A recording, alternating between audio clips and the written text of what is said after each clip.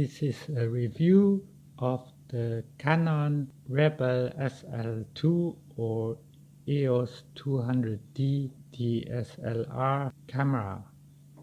Besides the camera, what you get in the box is the charger, which is an external charger for the battery, and you plug in a normal power cable to plug into the battery charger.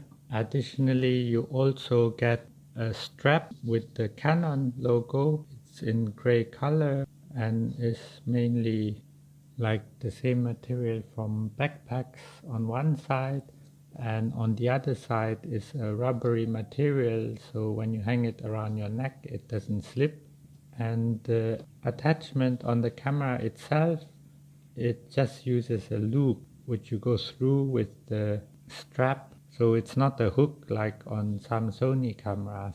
And the battery itself is underneath the camera, and you pull it down open, and here's the compartment for the battery, which is a Canon LPE17 battery with 7.2 volts and 1040 milliampere lithium-ion rechargeable battery. And this battery will probably last for 300 to 400 photo shots or around 1 hour of video shooting. And in the same compartment as the battery, you will find the memory card slot, which is just above the battery itself, and it's a SD type slot, but you don't get any memory card included when you buy the camera. So you will have to purchase a separate SD memory card. For a good memory card, you might want to choose the SanDisk Extreme or Extreme Pro SD cards, which have 90 megabytes per second writing speed or higher. Also included in the box is a lens cover, which goes over here, and also the sensor and lens cover. And finally, there's also a paper handbook on basic instructions on how to use the camera. And here on the side of the camera is the Hdmi port, which you can use, for instance, to connect to an external monitor or your big screen TV. And underneath that you will find a mini USB cable instead of a micro USB. However, there's no mini USB cable included in the box or any other cable. So in case you want to connect the camera by USB to your computer, you will need to purchase a separate mini USB cable, not to be confused by the micro USB cable, which is newer. So it's a bit curious why Canon chose to put a mini USB port on this camera, which already came out in 2017. So it's a fairly recent model camera, which in my opinion should have included either a micro USB or USB-C port. So the USB port is used to transfer files directly from the camera, and you also can transfer files by Wi-Fi, because this camera also has Wi-Fi as well as Bluetooth, and the Wi-Fi button is over here on top. You can use it to transfer photos as well as video. However, if you transfer video, it will take a very long time, so it's more like for photographs instead of transferring videos. All you need is the Canon app for if you use a phone, and if you use a computer you will have to download additional software from the Canon website, which is also for free. However, the easiest way to transfer photos and videos from the camera is to take out the memory card and use a card reader such as the Transcend card reader I reviewed earlier, and I'll put the link over in this corner there. And over on the left side you'll find the microphone port where you can connect an external microphone such as the Rode. Look, review of a Rode microphone in the information bar on the upper right corner. And you also can connect what I believe is an external shutter camera button, which you can use to initiate the picture taken, so the camera won't have vibration when you press the shutter button. And you also can take photographs by using the app for your phone and use it also as an external monitor.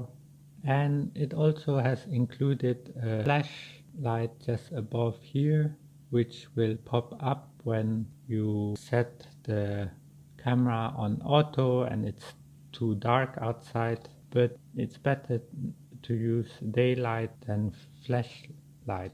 And even though the camera body doesn't have any internal stabilization, the included lens from the kit does offer some kind of stabilizer which you can switch on and off on the lens. And the included lens is a EFS 18 to 55 millimeter Canon lens with image stabilizer. And also this lens is in silver gray color, whereas most lenses are in black color. And the camera itself is also in silver gray with accents of brown, which is kind of a rubbery brown material so that you have easy grip on the camera. But the camera is also available in completely white color with gray accented rubber material, or completely in black where everything is black including the handle rubber material. And here above the camera you also can see the speaker, which is a mono speaker, which is useful for instance when you want to play back video on the screen, so you can hear the sound over here. For instance, if you are testing if the audio recording worked with your external mic. So you can use this wheel also to set the volume of the playback sound. And the internal microphones, I believe they are stereo. There's one over here and one on this side. So in case you are recording video on front of the camera, it's a good option if you don't have any external microphone available. So to switch the camera on, you can switch the lever on the top to on to take photos, and if you switch again to the left is to take videos. And when you want to record a video, the button for recording video is this button over here, whereas if you want to take a picture, you have to press the button over here. And this camera also has an optical viewfinder. That means when the camera is off, you still can see through the viewfinder because it's a direct image what will be displayed on the sensor. And in the viewfinder you also can see basic information such as the aperture, the ISO and the shutter speed. However, if you want to have more options for taking pictures, it's more comfortable to use the touch display on the back of the camera. You can press on this Q button on the lower left to change the settings, or you also can use the full display as viewfinder, and it also will show you a histogram to show the white balance of the picture you are looking currently. As you can see at the moment it's on manual mode, where you can set the shutter speed, the aperture, the white balance and the ISO. And you also can set the lighting environment, such as if you are in a shady environment, a cloudy environment, artificial light environment or when using the flash. So if you are indoors, I had best experience with using the shade setting for the color balance. And also when you want to focus on something on the display, you just tap with your finger and it will automatically focus on that position. And the autofocus is continuously, which is very helpful when you're making a video on your own and you want to use the flip screen, such as in a vlogging style. This is one of the big advantages with these Canon cameras is the flip screen. So if you are making videos on your own and you are on front of the camera, it's very helpful to have a flip screen so that you can see if you are in focus or if you are also in the correct frame and if the lighting is good enough. And the digital display is very responsive. And you can set practically all menu items on the display, so you almost never have to use the hardware buttons if you don't want to. So coming from a mobile phone, you will be very familiar with the settings on the display of the camera. And to play back pictures that you have taken, you can press this button over here and use this wheel to go backwards or forwards, and to delete a file you can press this rubbish bin icon, and to go back you just press the same button again. This camera has similar capabilities such as the 800D, 750 or the 80D. The only difference is probably the casing of the camera itself and perhaps some smaller details which may vary, but the overall functions are very similar or even the same. So this is a good camera to learn how to take pictures, because the technique of taking pictures is basically the same on all cameras. So it's a good learning camera to improve your photography skills. And it's also one of the lightest DSLR cameras that you can find.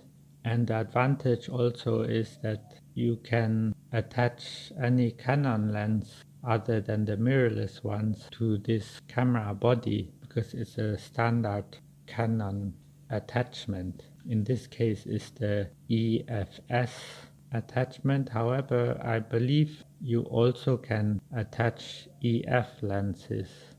So this was my review of the Canon 200D DSLR camera, and if you have any further questions, let me know in the comments below and I'll try to answer them if I can. Thanks for watching and see you next time. What's wrong with the TV?